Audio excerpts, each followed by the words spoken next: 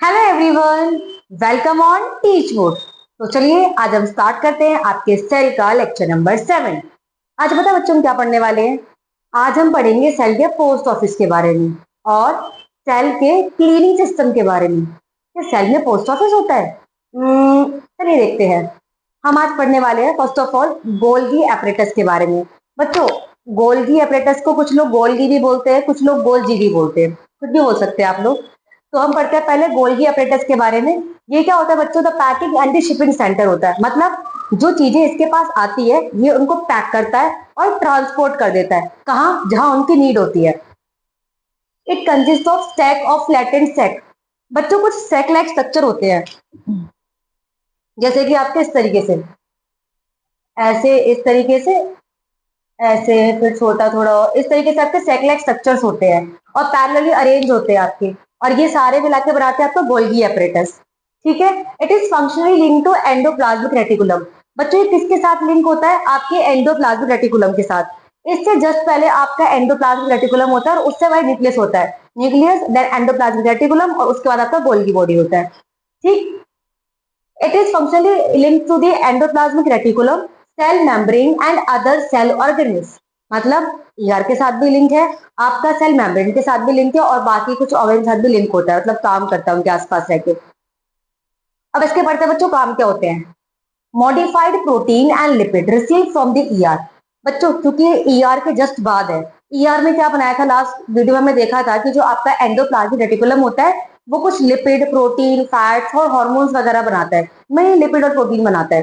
तो अब क्योंकि जो आपका ये गोल्गी बॉडी है ये ईआर के जस्ट बाद है, अगर ये आपका ईआर है तो ये गोल्गी बॉडी है। तो ईआर के अंदर से जो भी प्रोडक्ट निकलेगा वो कहाँ जाएगा? गोल्गी बॉडी के पास जाएगा। अब गोल्गी बॉडी ने क्या रिसीव करा है? जो ईआर ने बनाया है। अब ईआर पता है, सॉरी गोल्गी बॉडी पता है क्या करेगा? जो प्रोडक्ट इसके पास भेजा है किसने? उसने, आपके ईआर ने, उसे पैक करेगा। क्या करेगा? उसे पैक करेगा, उसके ऊपर लेबल लगाएगा कि इसे कहाँ जाना है। जहां भी इसकी नीड होगी सेल के अंदर या सेल के बाहर, वहां पर इसको ट्रांसपोर्ट करने के लिए इसको प्रॉपर लेबल लगा देता है कि अच्छा मैंने ये लेबल लगा दिया, अभी इस वाले पार्ट में जाएगा। अगर सपोज ए लेबल लगाए तो इधर जा रहा है, बी लगाए तो इधर जा रहा है। इस तरीके से लेबलिंग कर देता है Golgi. Modified proteins and lipids receive from ER, sorts and package them. क्या करेगा? उनको सॉर्ट कर देगा और पैक कर लेगा, थोड़ी बहुत मॉडिफिकेशन करके उनको पैक कर देगा। Send them to different part of the cell. Pack करने के बाद क्या करेगा? सेल के डिफरेंट पार्ट में या फिर outside the cell in the form of vesicles. Vesicle यानी छोटी छोटी गोलियों के फॉर्म में कहाँ भेज देगा उसको? या तो सेल के अंदर जहां नीड होगी वहां, या सेल के बाहर भेज देगा। उसके बाद है बच्चों, it helps in lysosome formation. जो बच्चों आपका एक लाइसोसोम सेल का ऑर्गेनेल है उसे बनाने में आपका कौन हेल्प करता है? गोल्गी एपरेटस हेल्प करता है। ठीक है, आगे समझ। नेक्स्ट है बच्चों आपका, मैंने आपको स्टार्टिंग में कहा था कि आज आप पोस्ट ऑफिस के बारे में पढ़ने वाले हैं। So it is act like cells post office. ये बिहेव करता है सेल के पोस्ट ऑफिस की तरह। जैसे पोस्ट ऑफिस में क्या होता है, सपोज मुझे कोई चीज कुरियर करनी है, मैं दिल्ली में रहती हूँ और मुझे कोई चीज मुंबई भेजनी है, तो मैं पोस्ट ऑफिस में जाऊंगी और वहां पे जाने के बाद प्रॉपर जो प्रोडक्ट मुझे भेजना है उनको दूंगी, वो लोग उसको मतलब क्या नाम है, स्टैंप वगैरह लगा के और मुंबई भेज देंगे। तो गोल्गी भी यही करता है, इसने ई आर से चीजें रिसीव करी है, उसके बाद उस पर स्टैंप लगा दिया है और उसको फिर सेल से बाहर या सेल के अंदर जहां उसकी नीड थी वहां भेज दिया। ठीक है। नेक्स्ट बच्चों आपका ऑर्गेनेल है वो है लाइसोसोम। अब लाइसोसोम क्या होता है चलिए देखते हैं। लाइसोसोम क्या काम करता है, क्या होता है? आपके घर में आप लोग डेली बेसिस पे काम करते हैं तो कचरा भी बाहर निकलता है। क्या होगा अगर आप अपने घर का कचरा घर से बाहर ना फेंके, उसे घर में ही स्टोर कर ले? फिर तो घर में कचरे का ढेर लग जाएगा। अच्छी खासी मक्खियां मच्छर जो आएंगे उस पर आके बैठेंगे, बीमार करेंगे हमें। तो सेल इतने काम कर रही है आपकी, इसमें इतनी सारी रिएक्शंस हो रही है, एक्टिविटीज हो रही है, लाइक कुछ चीजें बन रही है, प्रोटीन वगैरह बन रहे हैं, चीजें खराब है वो टूट भी रही है। तो इन सब एक्टिविटीज के चलते बच्चों सेल के अंदर भी वेस्ट मटेरियल आ जाता है। तो इसको साफ नहीं करे तो क्या होगा? खराब हो जाएगी सेल तो हमारी। अब सेल इतना काम कर रही है, उसे खराब नहीं कर सकते। इट मीन्स कि कुछ ना कुछ साफ करने के लिए है इसके अंदर, वो है आपका लाइसोसोम। लाइसोसोम के पास ऐसा क्या है कि वो सेल को साफ कर रही है? झाड़ू है क्या उसके पास, या पोछा है मारने के लिए? चलिए देखते हैं। जो आपका लाइसोसोम होता है वो सेल का क्लीनअप सिस्टम होता है, सेल को क्लीन रखने में हेल्प करता है। होता कैसा बच्चों? ये सिंगल मेम्ब्रेन बाउंड सेक होता है। मीन्स छोटी छोटी, मतलब आपके राउंडेड सेक वो होते हैं आपके, जो सेक लाइक होते हैं राउंड से। और ये क्या करते हैं, इनके अंदर एंजाइम भरा हुआ होता है। क्या भरा हुआ होता है? एंजाइम। एंजाइम कैसा? Hydrolytic enzyme. चलिए देखते हैं इनका। कंटेन एंजाइम, एंजाइम कंटेन करता है कौन से वाले एंजाइम, जो ब्रेक कर सकते हैं अनवांटेड प्रोटीन को, कार्बोहाइड्रेट्स को, फैट्स को, damage part of the cell को। ठीक है बच्चों, कोई प्रोटीन है, कार्बोहाइड्रेट है, आपका फैट है जो यूज में नहीं है, खराब हो गया, कोई सेल का पार्ट है जो यूज में नहीं है, वो खराब हो चुका है, उन सबको ये जो एंजाइम होते हैं ये डाइजेस्ट कर लेते हैं। और बच्चों जो एंजाइम होते हैं ये आपके हाइड्रोलिटिक नेचर के होते हैं। कैसे होते हैं? हाइड्रोलिटिक नेचर के होते हैं, जो इन्हें चीजों को डाइजेस्ट करने में हेल्प करते हैं। दूसरा ये, अगर चीजें अब साफ सफाई हो गई, इसका मतलब लाइजोम किस चीज में हेल्प कर रहा है? सेल को क्लीन और हेल्थी रखने में हेल्प कर रहे हैं। ठीक है बच्चों, एक चीज और है, काफी इंपॉर्टेंट पॉइंट है, पेपर में कई बार बहुत इजीली पूछ लिया जाता है, जो है आपका सुसाइडल बैग। आपका जो लाइजोजाइम है उसे सुसाइडल बैग भी कहते हैं। सुसाइडल बैग कहते हैं, हाँ तो ये सफाई कर रहा था, अब सेल को मार रहा है ये। हाँ बच्चों, ये कैसे मार रहा है देखते हैं। During disturbance in cellular metabolism, lysosome burst and their enzymes are released into the cytoplasm which digest their own cell। होता क्या है बच्चों, कई बार ऐसा होता है कि सेल के इतने सारे काम हो रहे हैं, मान लो सेल डिस्टर्ब हो गई, अपना काम ठीक से नहीं कर रही है, उसमें कुछ मल फंक्शन हो गया, तो क्या होगा? अब सेल काम ठीक से कर नहीं पा रही, तो जो उसका लाइसोसोम होता है कहीं ना कहीं वो भी मल फंक्शन करेगा, ठीक से काम नहीं करेगा, तो वो फट जाता है सेल के अंदर। अब फटने से क्या होता है, उसके अंदर जो एंजाइम था, हाइड्रोलिटिक एंजाइम, वो डाइजेस्टिंग एंजाइम है, जो चीजों को डाइजेस्ट करने में हेल्प करता है। सिर्फ सेल के अंदर के खराब पाई प्रोटीन वगैरह ही नहीं, अगर हमारे सेल में कोई बाहर से फॉरेन बॉडी एंटर करती है, लाइक वायरस बैक्टीरिया वगैरह, ये उसे भी खत्म कर देता है। अब ये इतना काम की चीज है, इन चीजों को खत्म कर रही है, अगर वो सेल के अंदर फट गया, एंजाइम बाहर निकल गया लाइसोसोम के, तो क्या होगा? अब बच्चों सेल को तो नहीं पता ना, सॉरी एंजाइम्स को तो नहीं पता कि वो किसको, किसके ऊपर गिर रहे हैं, किसको डाइजेस्ट करना है। अगर वो सेल के अंदर गिर गए तो सेल का जो बाकी काम की चीज है वो उसे भी खत्म कर देंगे, उसे भी खा जाएंगे, खा जाएंगे नहीं खा जाएंगे, उसे भी डाइजेस्ट कर देंगे। तो इसे हम लोग बोलते हैं क्या? Suicide bag. कि सेल में मलफंक्शन हुआ, तो जो आपका लाइसोसोम था वो डैमेज हो गया और उसका सारा एंजाइम सेल के अंदर रिलीज आउट हो गया और उसने सेल की चीजों को खा लिया, खत्म कर दिया, इसलिए हमारी सेल क्या हो गई? मर गई, डेथ हो गई हमारी सेल की, इसलिए हम इसे बोलते हैं सुसाइड बैग। एक बार फिर रीड कर लो, समझ में आपको और अच्छे से आ जाएगा। During disturbance in cellular metabolism, lysosome burst and their enzyme are release. वो बर्स्ट हो गए, फट गए, एंजाइम बाहर निकल गए इनटू द साइटोप्लाज्म। कहां पर बच्चों? साइटोप्लाज्म के अंदर, जिसके चक्कर में क्या होगा, हमारी पूरी की पूरी सेल खत्म, खल्लास हो गई हमारी सेल। नेक्स्ट है आपका, एक चीज और है बच्चों, आपने पढ़ा होगा कि जो फर्टिलाइजेशन होता है उसके अंदर स्पर्म सेल और एग सेल हेल्प करते हैं। ठीक है बच्चों, जो एग सेल होता है उसके ऊपर क्या होता है? लेयर्स होती है, एग के ऊपर लेयर होती है। अब स्पर्म ने आना है, मान लो ये आपका क्या है, मान लो कि ये आपका एग है, फीमेल एग है, ठीक है। अब यहाँ से स्पर्म आ रहा है, स्पर्म को आके एग से फर्टिलाइज करना है। क्या करना है बच्चों? मान लो इसको आके से फर्टिलाइज करना है। अब फर्टिलाइज करने के लिए इसको क्या करना पड़ेगा? तो उसकी बाहर की लेयर है ना बच्चों, उसे हटाना पड़ेगा। उसे हटाने के लिए, उसे डाइजेस्ट करने के लिए जो आपके स्पर्म के सेल होते हैं उनके पास क्या होते हैं? लाइजोजाइमल एंजाइम। जैसे इनके पास एंजाइम है ना, ऐसे ही हमारे ह्यूमन स्पर्म सेल के पास भी होते हैं लाइजोजाइम के एंजाइम, जो क्या करते हैं? इसके बाहर की सेल को डाइजेस्ट कर देते हैं और उसके बाद आपका हो जाता है फर्टिलाइजेशन। ठीक है, समझ आया? चलिए, और बाकी डिटेल में आपको पढ़ना है चैप्टर 11 के अंदर इसके बारे में। Human sperm cells contain lysosomal enzyme which help in breakdown of outer layer of egg, allowing fertilization to take place।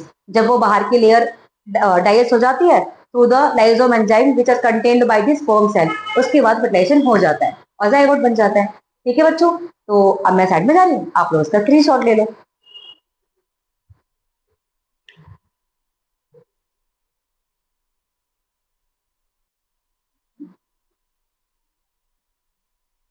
तो चलिए बच्चों, हमने डिस्कस कर लिया आपका गोल्गी अपरेटस और आपका लाइसोसोम। अब हम डिस्कस करने वाले हैं आपका mitochondria. Mitochondria is one of the most important cell का ऑर्गन है जो हम पढ़ने वाले हैं। बच्चों माइटोकॉन्ड्रिया ना आपकी सेल का पावर हाउस होता है।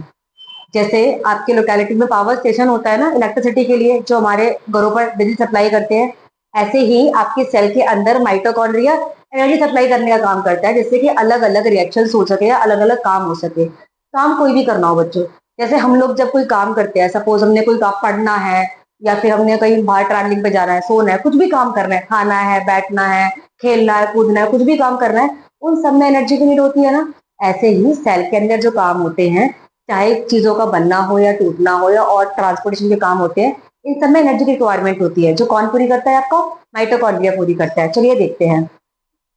Mitochondria is the powerhouse of the cell. ये आपकी पूरी सेल का पावर हाउस है। मीन इससे ही जो आपकी एनर्जी है वो सब जगह ट्रांसपोर्ट होती है काम करने के लिए।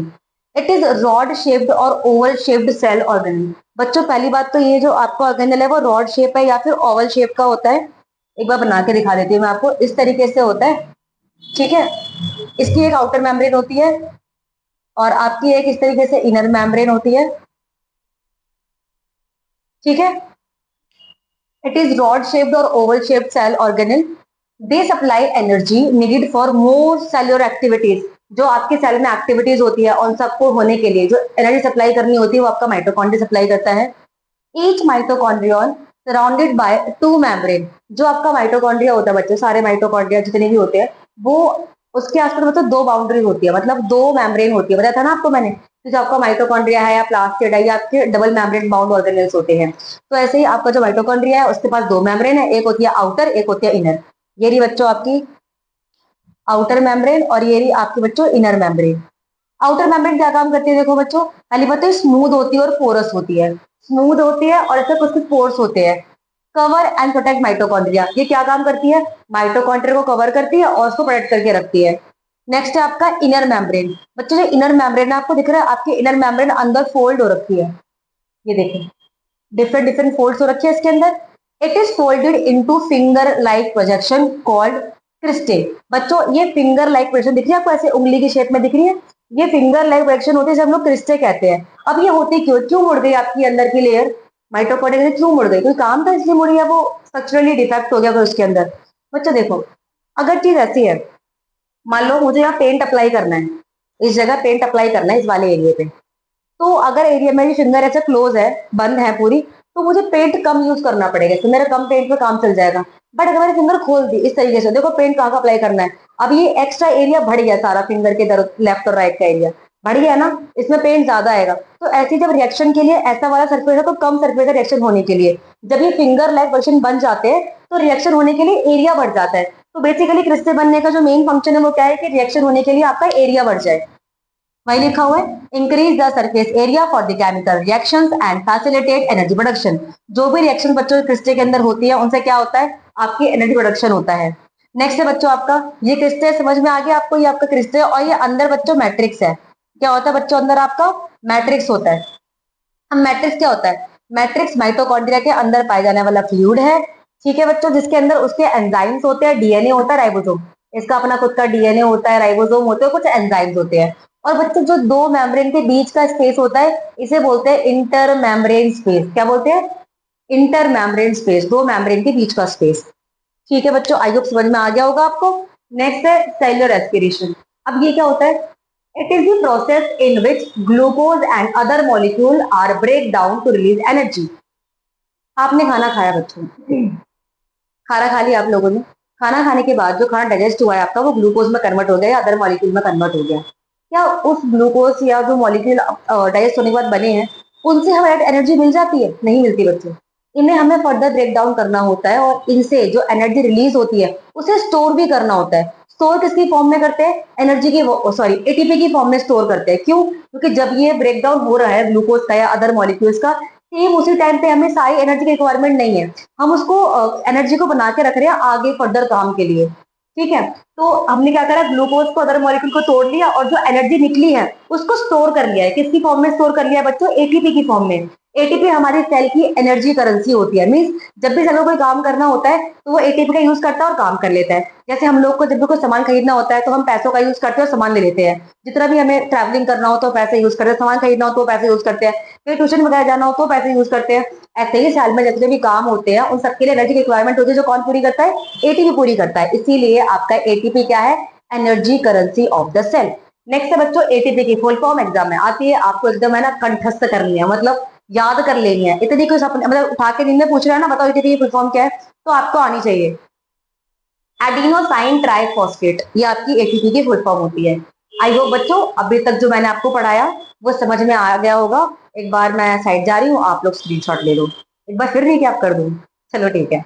हमने पढ़ा माइटोकॉन्ड्रिया के बारे में। माइटोकॉन्ड्रिया आपकी सेल का पावर हाउस होता है, मीन सब जगह एनर्जी सप्लाई करने का काम आपका माइटोकॉन्ड्रिया कर रहा है।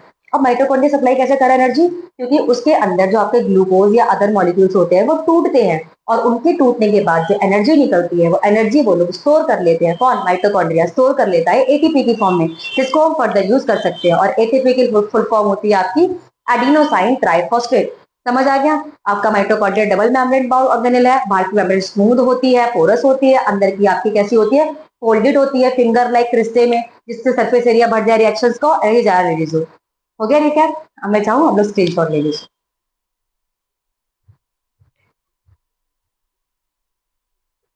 तो चलिए बच्चों, that's all for today from my side. अब क्या करना है आपको?